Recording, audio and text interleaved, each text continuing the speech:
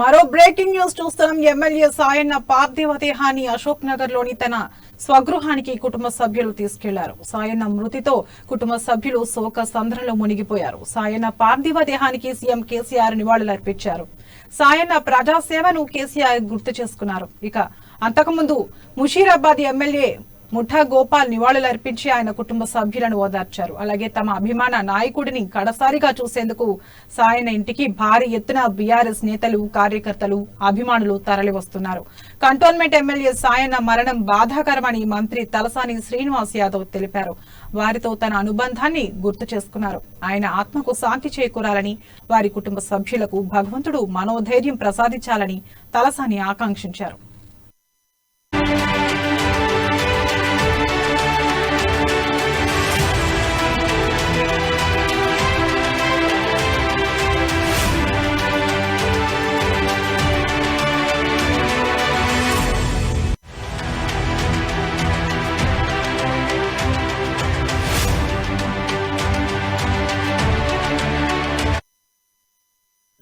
MLA Sayanna పార్థివ దేహాన్ని అశోక్ నగర్ లోని తన స్వగృహానికి కుటుంబ సభ్యులు తీసుకెళ్లారు. సాయన్న మృతితో కుటుంబ సభ్యులు శోక సంద్రంలో మునిగిపోయారు.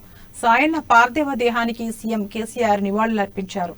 సాయన్న ప్రజాసేవను కేసీఆర్ గుర్తు చేసుకున్నారు. ఇక అంతకుముందు ముషీరాబాద్ ఎమ్మెల్యే ముఠా గోపాల్ నివాళులర్పించి ఆయన కుటుంబ సభ్యులను ఓదార్చారు. అలాగే తమ అభిమాన నాయకుడిని కడసారిగా చూసేందుకు సాయన్న ఇంటికి భారీ ఎత్తున బీఆర్ఎస్ నేతలు, కార్యకర్తలు, అభిమానులు తరలివస్తున్నారు.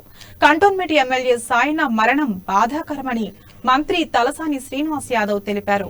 వారితో తన అనుబంధాన్ని గుర్తు చేసుకున్నారు. ఆయన ఆత్మకు శాంతి చేకూరాలని, వారి కుటుంబ సభ్యులకు భగవంతుడు మనోధైర్యం ప్రసాదించాలని తలసాని ఆకాంక్షించారు.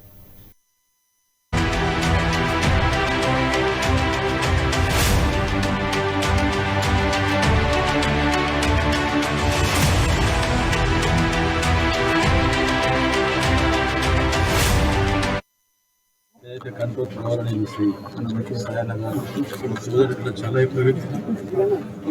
అలాంటి వ్యక్తి పట్టించుకుని మర్చిపోలేకపోతున్నాను. ఎందుకంటే పొద్దున చేసి నైట్ వరకు కలిసి పాటిస్తుండేవాళ్ళం. మరి మొన్న కూడా ప్రతి రోజు 45 minutes కూర్చున్నాడు. 15th నాడు, ఐ థింక్ 15th దయచేసి నాడు సడన్ గా లేచి పొద్దున గోపాలని తెలియదంటే మరి ఆ వ్యక్తికి ఎప్పుడు చూసిన ప్రజల సమస్యల గురించి, కంటోన్మెంట్ డెవలప్మెంట్ గురించి మాట్లాడే వ్యక్తి సడన్ గా చనిపోవడం తట్టుకోలేకపోతున్నాము. భగవంతుడు